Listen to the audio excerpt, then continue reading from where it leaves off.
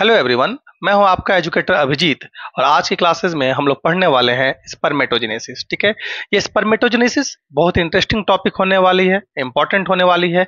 जो क्लास 12 के बच्चे हैं या नीट के स्टूडेंट हैं या फिर किसी भी यूनिवर्सिटी में बीएससी या एमएससी कर रहे हैं, उनके यूनिवर्सिटी एग्जाम में शॉर्ट आंसर क्वेश्चन में ये टॉपिक लिखने के लिए आता है, व्हाट इज द स्पर्मेटोजेनेसिस। तो आइए इस चैप्टर को स्टार्ट करते हैं।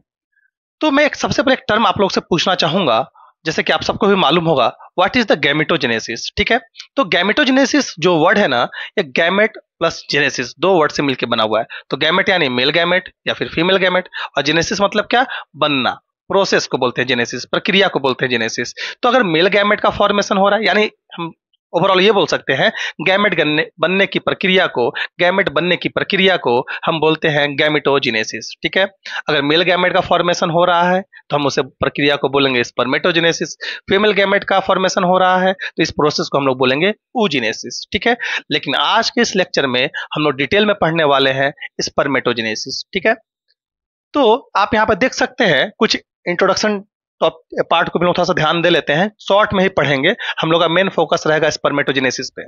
तो यहाँ पे पिक्चर नंबर ए आपको दिख रहा है। इस पिक्चर नंबर ए में आप देख रहे हैं कि यह मेल रिप्रोडक्टिव ऑर्गन का पिक्चर बना हुआ है। इस मेल रिप्रोडक्टिव ऑर्गन में आप देख रहे हैं कि this is the phenyl organ which is called the penis. इस पेनिस का यूज क्या है, इस पेनिस का फंक्शन क्या है, फीमेल या पर्पज क्या है, फीमेल वेजाइना में या फिर फीमेल रिप्रोडक्टिव ट्रैक में स्पर्म का एजुकुलेशन करना, स्पर्म को पोर करना। ठीक है, और स्पर्म बनता कहाँ है, स्पर्म बनता है this Oval like structure called testes में। अगर मैं यहाँ पे एक स्ट्रक्चर बना देता हूं, देखिए this is the testes, Oval like structure called testes. इस टेस्टिज का जो मेजरमेंट होता है ना, 2 to 3 सेंटीमीटर इन विड्थ। चौड़ाई इसकी कितनी है सर, 2 से 3 सेंटीमीटर, और लंबाई कितनी है, 4 से 5 सेंटीमीटर इन लेंथ। काफी बार बच्चे रटते हैं और फिर भूल जाते हैं। मैं हमेशा बोलता हूँ रटना नहीं है, बस इतना ध्यान में रखना है कि टेस्टिस की लंबाई कितनी होती है, चौड़ाई कितनी होती है। उसके लिए एक ट्रिक है 2 3 4 5, ये काउंटिंग आपको याद होनी चाहिए। 2 3 क्या है, 2 3 छोटा है, 4 5 बड़ा है, लेंथ बड़ा होता है और विड्थ छोटा होता है। तो 2 3 छोटा है तो छोटा क्या होगा, विड्थ होगा यानी चौड़ाई होगा। 4 5 बड़े हैं तो बड़े क्या होते हैं, लंबाई, यानी 4 5 क्या हो जाएगा, लेंथ हो जाएगा। This is the normal introduction of testes, जिसमें देख रहे हैं इसकी लंबाई चौड़ाई कितनी आपको बता दिया, कैसा शेप होता है, ओवल टाइप का शेप होता है। और ये प्लेस्ड कहाँ रहता है, सिचुएटेड कहाँ रहता है, एक बैग लाइक स्ट्रक्चर में। This bag like structure is known as scrotum. इस बैग लाइक स्ट्रक्चर में स्टोर रहता है। इस बैग लाइक स्ट्रक्चर को हम लोग बोलेंगे क्या सर, स्क्रोटम बोलेंगे। और ये आपका क्या है, ओवल शेप का टेस्टिज है। ठीक है, अब बात यह है कि टेस्टिज जो है स्क्रोटम में प्रेजेंट क्यों रहता है। देखिए, टेस्टिज स्क्रोटम में इसलिए प्रेजेंट रहता है क्योंकि जो टेस्टिज में स्पर्म का फॉर्मेशन होता है, और स्पर्म के फॉर्मेशन के लिए हमारे बॉडी टेम्परेचर से लगभग 2 से 3 डिग्री टेम्परेचर कम चाहिए, यानी 34 to 35 डिग्री सेल्सियस टेम्परेचर चाहिए। इसलिए जो टेस्टिज है हमारे बॉडी से आउटसाइड एक बैग लाइक स्ट्रक्चर में स्क्रोटम में प्रेजेंट होता है। और स्क्रोटम करता क्या है सर, स्क्रोटम इसको ये टेम्परेचर, मिनिमम टेम्परेचर प्रोवाइड करवाता है। क्योंकि टेम्परेचर का बहुत ही बड़ा रोल होता है स्पर्मेटोजेनेसिस में। अगर टेम्परेचर में थोड़ा सा फ्लक्चुएशन हो जाए तो अनमोडिफाई या फिर अनमेच्योर स्पर्म का फॉर्मेशन हो जाएगा, जिसका कोई काम नहीं है। ठीक है, अब आप देखिए, मान लेते ये टेस्टिज है, मेरा हाथ का ये क्या है, मुट्ठी टेस्टिज है। और टेस्टिज हम क्रॉस सेक्शन कट करके देखेंगे तो इस क्रॉस सेक्शन कट करके देखेंगे तो काफी सारे आपको कंपार्टमेंट दिखाई देगा। जैसे ये आपका एक टेस्टिज है, और टेस्टिज को हमने क्या किया, क्रॉस सेक्शन कट करके देखेंगे तो इस टेस्टिज में काफी सारे कंपार्टमेंट आपको दिखाई देंगे। This compartment is testicular lobules. और कंपार्टमेंट कितने हैं, जैसे कि एनसीईआरटी में मेंशन है, अप्रॉक्स 250 कंपार्टमेंट आपको देखने को मिलेंगे। When we cut a testis तो आपको कितने, लगभग 200 से 250, या फिर आप एनसीईआरटी में जो मेंशन है 250 कंपार्टमेंट देखने को मिलेगा। और इस कंपार्टमेंट को हम लोग बोलते हैं टेस्टिकुलर लोब्यूल्स। क्या बोलते हैं सर, टेस्टिकुलर लोब्यूल्स। लोब्यूल्स का मतलब ही होता है कंपार्टमेंट। हमने टेस्टिस को कट किया, कट करने के बाद आप देख रहे हैं काफी सारे कंपार्टमेंट देखने को मिल रहे हैं, जिनका नंबर कितना है, 250। एक टेस्टिस में, हर टेस्टिस में 250 कंपार्टमेंट आपको देखने को मिलेगा। इस कंपार्टमेंट को हम लोग बोलते हैं टेस्टिकुलर लोब्यूल्स। फर्दर जब आप और डिटेल जूम करके स्टडी करेंगे माइक्रोस्कोप की मदद से, तो आप देखेंगे हर टेस्टिकुलर लोब्यूल्स में आपको ऐसे क्वाइल्ड स्ट्रक्चर देखने को मिलेगा। 1 to 3 क्वाइल्ड स्ट्रक्चर देखने को मिलेगा हर टेस्टिकुलर लोब में। कितने? 1 to 3 क्वाइल्ड स्ट्रक्चर देखने को मिलेगा। इस क्वाइल्ड स्ट्रक्चर को हम लोग बोलते हैं seminiferous tubules. This is known as seminiferous tubules. मतलब कहने का ये है कि जब हम टेस्टिस को लिए, टेस्टिस को क्रॉस सेक्शन कट करके देखेंगे, तो उस क्रॉस सेक्शन को कट करेंगे तो आपको सबसे पहले 250 कंपार्टमेंट देखने को मिलेगा। और 250 कंपार्टमेंट है क्या? टेस्टिकुलर लोब्यूल्स है। और फर्दर हर एक टेस्टिकुलर लोब्यूल्स में आपको क्वाइल्ड स्ट्रक्चर देखने को मिलेगा। इस क्वाइल्ड स्ट्रक्चर को हम लोग क्या बोलेंगे? Seminiferous tubules. जैसे कि आपको यहाँ पिक्चर में भी दिख रहा है, ये पूरा स्ट्रक्चर क्या है? देखिए पूरा स्ट्रक्चर ये है टेस्टिस का। और इस टेस्टिस में आप देख क्या रहे हैं सर?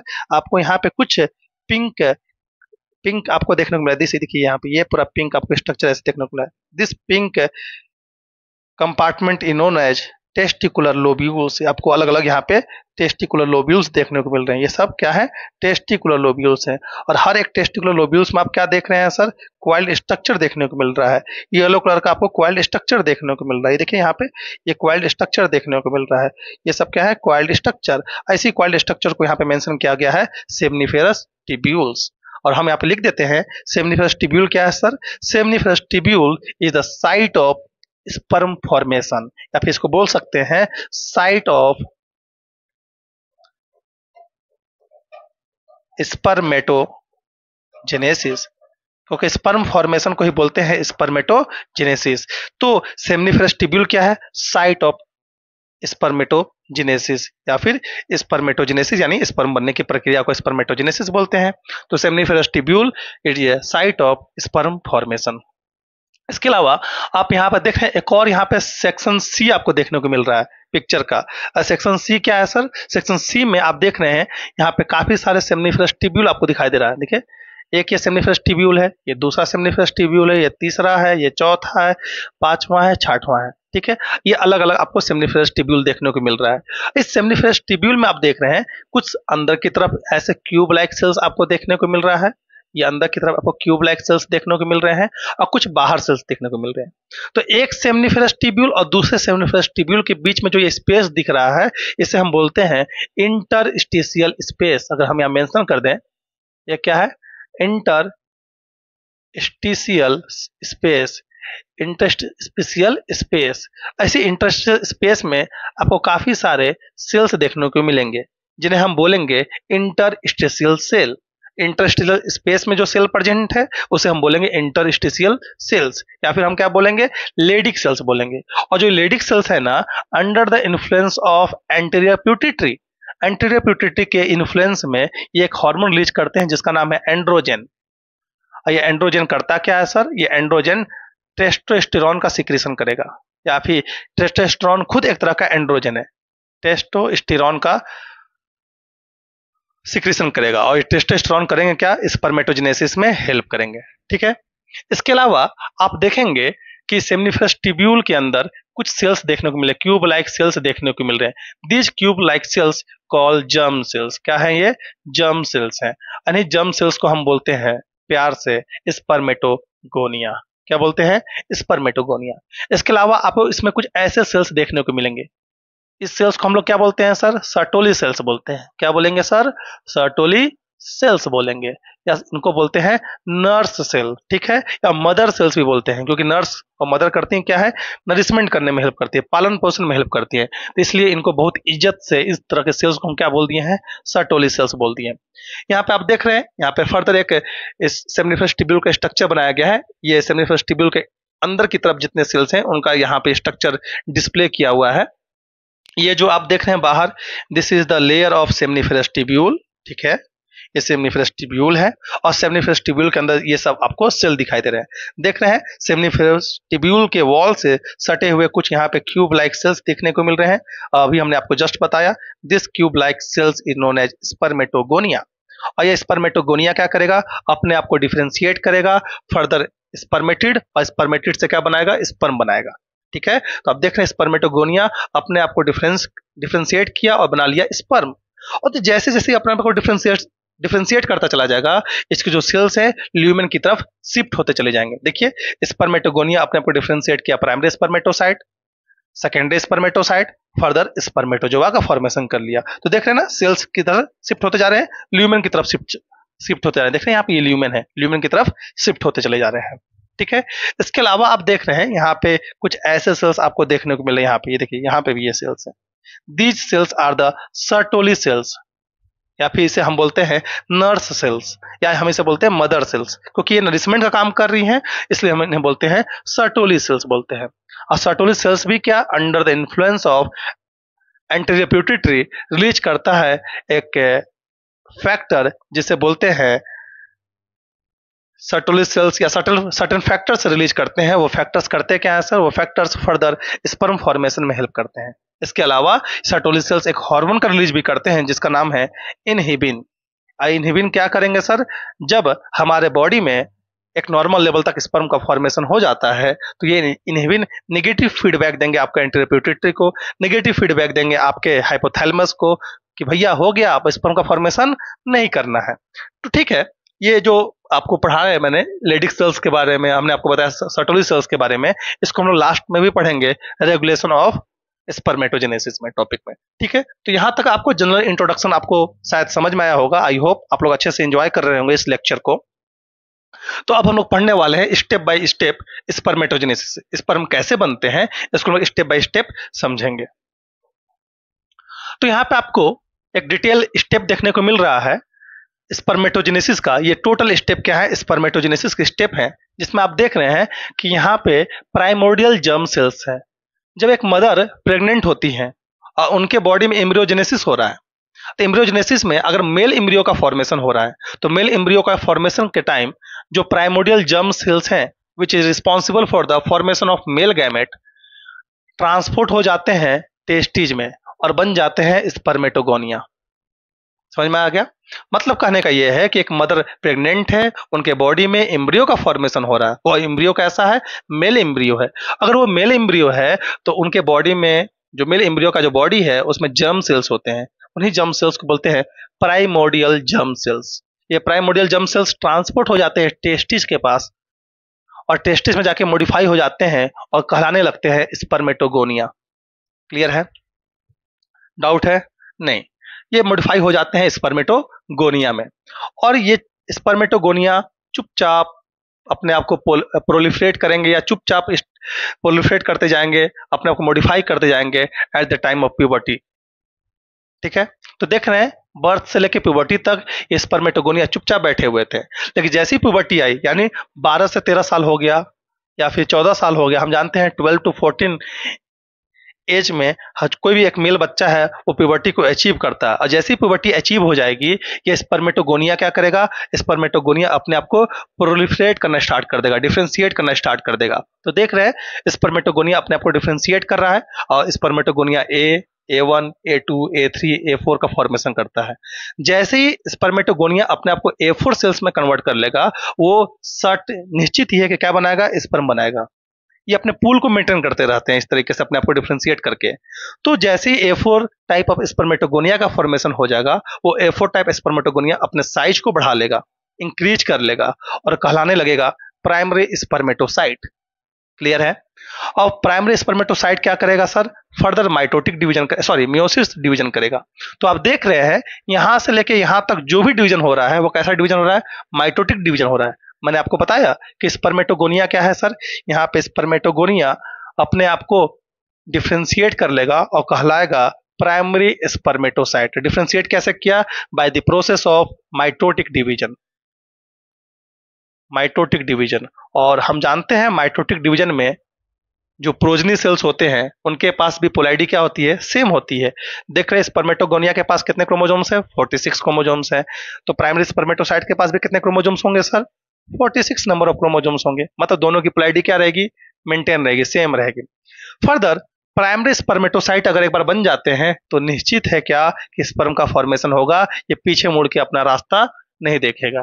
तो प्राइमरी स्पर्मेटोसाइट का फॉर्मेशन हुआ, प्राइमरी स्पर्मेटोसाइट क्या करेगा, माइटोटिक डिवीजन करेगा, मियोटिक डिवीजन करेगा, मियोसिस 1 करेगा, और जैसे ही मियोसिस 1 करेगा ये बना लेगा सेकेंडरी स्पर्मेटोसाइट।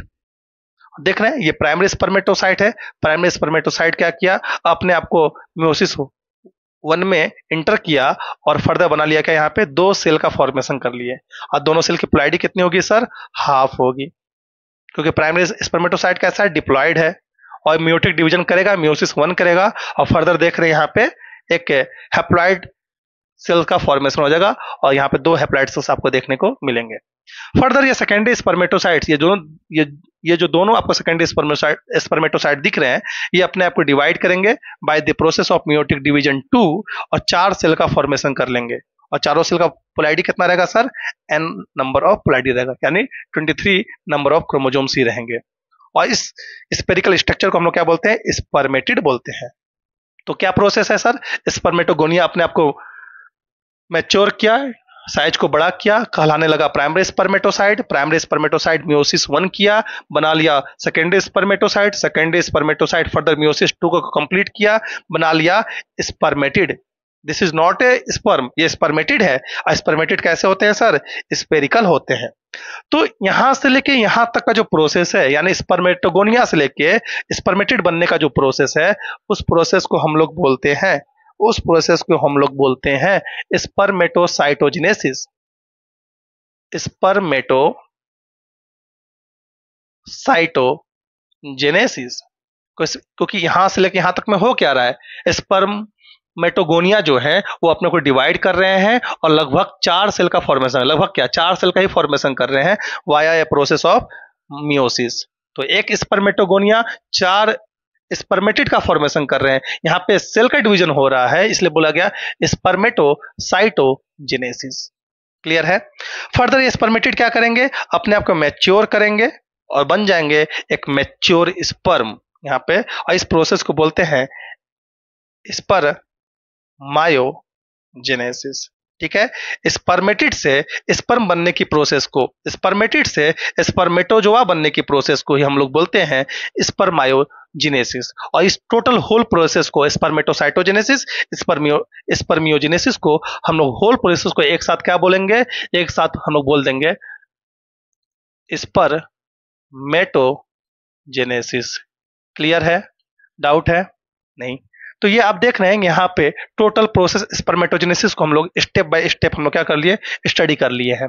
और यहाँ पे आप देख रहे हैं कुछ कुछ डेज भी मेंशन है कि by primary spermatocyte secondary spermatocyte में कितने दिन में कन्वर्ट होगा, ये आप डेज यहाँ पे देख सकते हैं जो कि मेंशन है। लगभग इस 21 दिन में जो आपका स्पर्मेटोगोनिया है एक मैच्योर स्पर्म का फॉर्मेशन कर लेता है। ठीक है, अब हम लोग थोड़ा सा एक जनरल स्टडी कर लेते हैं स्पर्म का। डिटेल में तो मैं नहीं यहाँ पढ़ाने वाला हूँ, क्योंकि डिटेल में एक नया वीडियो बन जाएगा जिसमें हम लोग टोटली स्पर्म को पढ़ेंगे कि स्पर्म का फॉर्मेशन कैसे हो रहा है और स्पर्म किस तरीके से, क्या क्या फीचर्स हैं, क्या क्या पार्ट है। जैसे आपको यहाँ पे दिख रहा होगा, दिस इज द स्पर्म।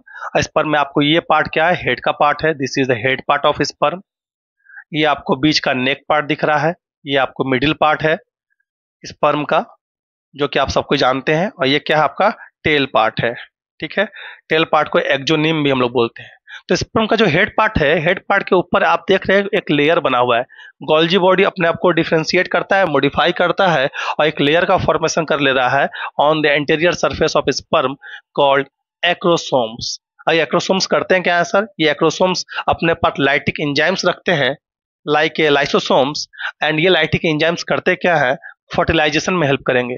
ये क्या करेंगे, ओवम के पास जाएंगे, ओवम के जो सबसे आउटर लेयर है जोना पेलोसुडा, उसको ब्रेक करने का काम ये एक्रोसोम करते हैं, क्योंकि इनके पास लाइटिक एंजाइम्स प्रेजेंट होते हैं। ठीक है, इसके अलावा देखिए हेड पार्ट में आपको यहाँ पे जेनेटिक मटेरियल देखने को मिल सकता है, या फिर यहाँ पे मिडिल पीस है, यहाँ पे मिडिल पीस में आपको माइटोकॉन्ड्रिया आपको देखने को मिल रहे हैं।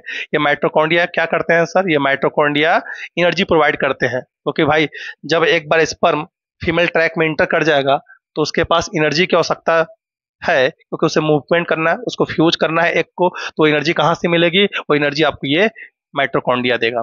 फिर इसे आप देख रहे हैं पीछे टेल है, इस टेल को हम लोग नॉर्मल एक्जोनिम भी बोलते हैं, क्योंकि वो माइक्रोट्यूब्यूल से मिलकर बना होता है। तो इसके लिए मैं एक अलग से वीडियो बना दूंगा, लेकिन बस ये आपको फ्लो चार्ट ऐसे दिख रहा है कि जब भी आपकी यूनिवर्सिटी एग्जाम में या फिर बोर्ड एग्जाम में लिखने के लिए आए तो आप स्पर्मेटोजेनेसिस को तो दिखाओगे ही, साथ में एक फोटो बना देना है स्पर्म का, जिसमें आपको ऐसे ऐसे कुछ इसके जो भी नेम है उसको मेंशन कर देना है। ठीक है, तो आई होप कि आपको यहाँ तक का टॉपिक क्लियर कट समझ में आया होगा व्हाट इज द स्पर्मेटोजेनेसिस, और ये मेन फ्लो चार्ट है स्पर्मेटोजेनेसिस का। ठीक है, अब हम लोग नेक्स्ट टॉपिक पढ़ने वाले हैं रेगुलेशन ऑफ स्पर्मेटोजेनेसिस। ठीक है, तो आपकी यूनिवर्सिटी एग्जाम में जब भी लिखने के लिए आएगा तो सबसे पहले आप लिखोगे स्पर्मेटोजेनेसिस, उसके इंट्रोडक्शन पार्ट को हल्का सा बता दोगे, उसके बाद आप फ्लो चार्ट को दिखाओगे, एक स्पर्म का फोटो बना दोगे, और लास्टली आप क्या बनाओगे सर, लास्टली आप रेगुलेशन जरूर दिखाओगे। दिस इज द रेगुलेशन, यहां हम लिख देते हैं रेगुलेशन ऑफ स्पर्मेटोजेनेसिस। ठीक है, इस रेगुलेशन में आप देख रहे हैं हमारे हाइपोथैलेमस से क्या है, कुछ गोनेडोट्रोफिन रिलीजिंग हार्मोन, जिसे हम प्यार से क्या बोलते हैं sir, GnRH, gonadotrophin releasing hormone. तो हाइपोथैलेमस से क्या होगा, GnRH निकलेगा, और ये एक्ट कहाँ करेगा सर, ये एक्ट करेगा LH पे। LH क्या था सर, सॉरी, ये एक्ट करेगा कहाँ पे, लेडिक सेल्स पे।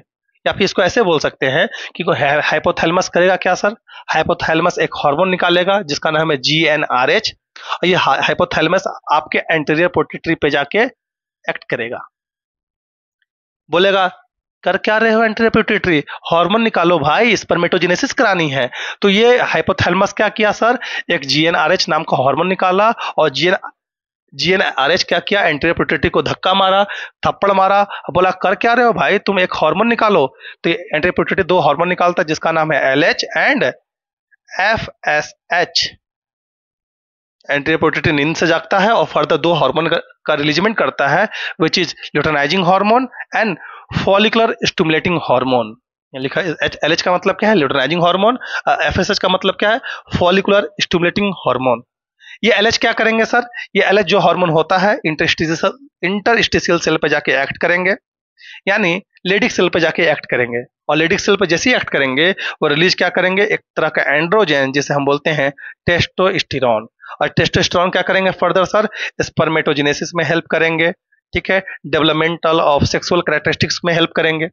और जैसे ही आपका एक नॉर्मल लेवल तक स्पर्म का फॉर्मेशन आपके बॉडी में हो जाएगा तो ये फर्दर नेगेटिव फीडबैक देंगे किसको, एंटीरियर पिट्यूटरी को। नेगेटिव फीडबैक देंगे किसको, हाइपोथैलेमस को, भैया हो गया, अब हमें स्पर्म की जरूरत नहीं है, स्पर्म नॉर्मल लेवल तक बन गया है। ठीक है, तो ये फर्दर किस तरीके से नेगेटिव फीडबैक दे रहा है, आपने अभी इसको समझा। सेम उसी तरीके से एंटीरियर पिट्यूटरी एक हार्मोन रिलीज करता है जिसका नाम है FSH। ये FSH करेंगे क्या, सर्टोली सेल्स पे यहाँ पे जाके एक्ट करेंगे, इस पे एक्ट करेंगे, सर्टोली सेल्स पे जाके एक्ट करेंगे। और जैसे सर्टोली सेल्स पे जाके ये एक्ट करेंगे, सर्टोली सेल्स एक हार्मोन निकालता है जिसका नाम है इनहिबिन। इसके साथ काफी सारे फैक्टर को रिलीज करता है जिसको बोलते हैं एंड्रोजन बाइंडिंग प्रोटीन, ABP। क्या करेगा, सर्टोली सेल्स काफी सारे फैक्टर को रिलीज करेगा, और वो फैक्टर क्या करेंगे सर, फर्दर हेल्प करेंगे स्पर्मेटोजेनेसिस में। क्लियर है।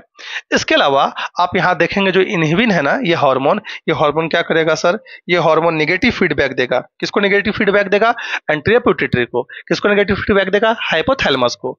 जैसे ही एक हमारे बॉडी में, हमारे टेस्टिस में, हमारे सेमिनिफरस ट्यूब्यूल में जैसे ही अगर आपका स्पर्म का फॉर्मेशन हो गया, स्पर्म एक नॉर्मल लेवल तक पहुंच गया, तो यहां से टेस्टोस्टेरोन और यहां से क्या, इनहिबिन नेगेटिव फीडबैक देगा किसको, एंटीरियर पिट्यूटरी को। नेगेटिव फीडबैक देगा किसको, हाइपोथैलेमस को, ये भाई हो गया, अब स्पर्म की जरूरत नहीं है।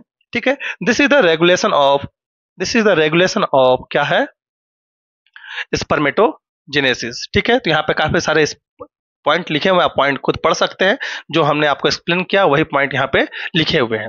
ठीक है, तो कुछ बच्चों का हम देख रहे थे, कुछ बच्चों का सवाल ये भी था कि सर स्पर्मियोजेनेसिस के अलावा स्पर्मिएशन किसको बोलते हैं। तो कई बार क्या होता है ना कि जो यहाँ पे मैच्योर, आपको अभी पीछे अगर मैं दिखा दूं एक बार और, कि यहाँ पे आप देख रहे हैं कि ये स्पर्म का फॉर्मेशन हो गया, तो जैसे ही स्पर्म एक बार फॉर्मेशन हो जाता है, मान लेते हैं ये स्पर्म है या स्पर्म का फॉर्मेशन ये हो गया, तो स्पर्म क्या करेगा, स्पर्म के जो हेड्स है ना वो सर्टोली सेल के पास जाके एम्बेडेड हो जाएंगे, किसके लिए, नरिशमेंट के लिए। क्या हो गया, नरिशमेंट के लिए। ये क्या है, सर्टोली सेल्स के पास जाके ये स्पर्म के जो हेड है ना एम्बेडेड हो जाएंगे, न्यूट्रिशन गेन करेंगे, और जैसे न्यूट्रिशन गेन करने के बाद मैच्योर हो जाएंगे, ये क्या करेंगे, ये सब स्ट्रक्चर कहाँ प्रेजेंट था सर, सेमिनिफरस ट्यूब्यूल के अंदर प्रेजेंट था, और यहाँ से ये रिलीज आउट हो जाएंगे। तो स्पर्म जो सेमिनिफरस ट्यूब्यूल से रिलीज आउट हो रहे हैं, इस प्रोसेस को बोलते हैं स्पर्मिएशन।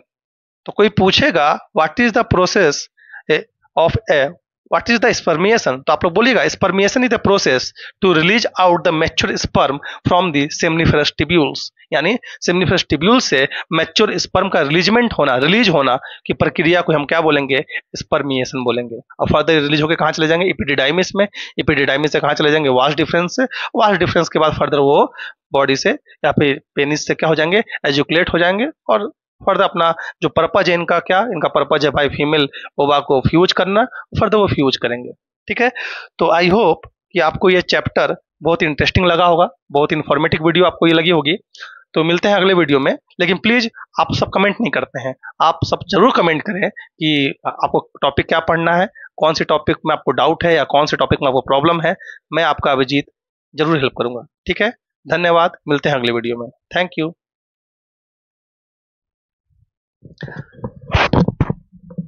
आनंद।